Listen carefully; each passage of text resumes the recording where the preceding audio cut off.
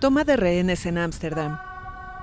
La policía neerlandesa logró controlar la noche del martes la emergencia en una tienda Apple en la plaza de Leidseplein. La policía había recibido la denuncia de un robo a mano armada en el lugar a las 17:40 horas locales. El atraco se habría transformado entonces en toma de rehenes.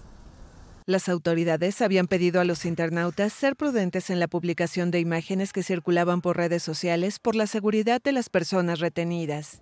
Según medios locales, varios testigos escucharon disparos al interior de la tienda. Se informó que varias personas pudieron salir desde el inicio cuando un hombre armado ingresó al estacionamiento acompañado de otro sin arma.